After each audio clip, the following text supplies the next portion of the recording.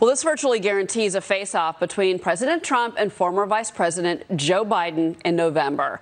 Joining me now, the former Speaker of the House, author of the new book Shakedown, and FNC contributor Newt Gingrich. Newt, good morning. Good to see you. Yeah. So first off, your thoughts on what you saw yesterday when Bernie dropped out. What do you say? Well, I agree with President Trump, who said he's dropped out, except he's keeping his delegates, and he's hoping to get more delegates, and presumably that's to influence the platform. 8 groups of younger left-wing Democrats all sent a letter to Biden yesterday saying that there were things they wanted in the platform if they were going to support him. So I suspect what you'll see is that Sanders will now lead an ideological fight over the platform, and that there'll be a real effort to push Biden much further to the left than he would normally be. You know what, Newt? I think you're already seeing that. The numbers back up your point, because if you look at his agenda, and it's a great piece in the Wall Street Journal this morning about this, he says free community college, free for universities if families earn under $125,000, tax increases, $3.4 trillion. His climate change plan could run $1.7 trillion. I don't think that these are really things that Joe Biden, the former vice president at the time, would have pushed through. But I think it's the Sanders effect that has now pushed him and the whole party so far left. I mean, these are social spending programs that are dangerous, and we're already dealing with a huge federal deficit.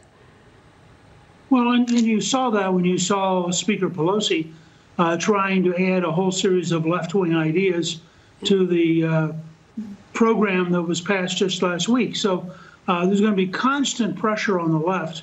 And what I can't quite tell is whether Biden is actually better off to just be quiet, because every time he goes out and tries to do something, he makes some kind of a gaffe, like not remembering how many grandchildren he has, or not remembering, what he's running for. I mean, there are a number of, if you just look at things he said that mystify you, he may actually be better off to just be quiet from now until the Democratic convention in August, and allow President Trump to either make it or not make it based on what he's doing. But because if the issue becomes Biden, I think Biden loses. If the issue is Trump, I think Biden has a shot. I still think he's the underdog despite the national media. I think Trump will be very, very hard to beat. Despite the gaffes that the vice president had always been known for, and this is when he was in office under Barack Obama, but despite all of that, do you think that he turns more of a socialist tack to try and make sure that he gets those Bernie supporters? Because there is a fear, I think, among some that some of those Bernie supporters would actually become, and this is fear on the Democratic side, would go over to President Trump. I'm sure President Trump would love to have those voters. So does Biden actually start to become more of a socialist? And does that mean that we've got a socialist versus capitalist ideology fight happening in November?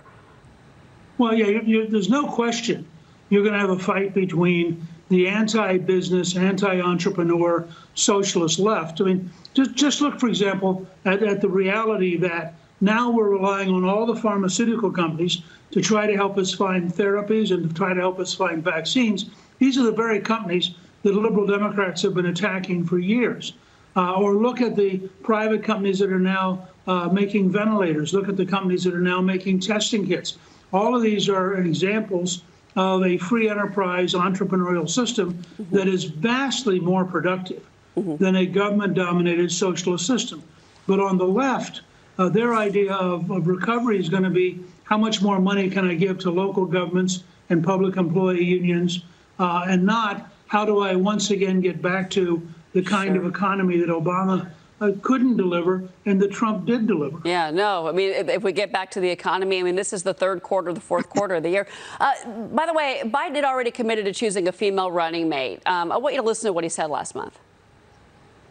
If I'm elected president, my cabinet, my administration will look like the country. And I commit that I will, in fact, I'll pick a woman to be vice president.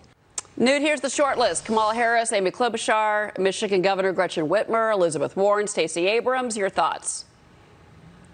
Well, first of all, I think given how far to the left the Democratic Party's going, I'm surprised they didn't also want to include a transgender person as a possible vice presidential nominee.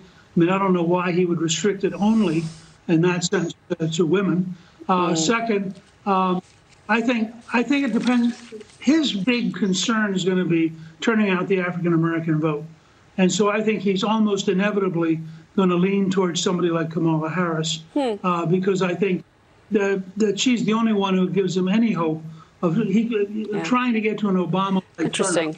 Interesting. Well, but Klobuchar certainly helped him on Super Tuesday. It's going to be interesting to see his eventual decision. Newt Gingrich, Newt, thank you. It's good to see you. Good to be with you.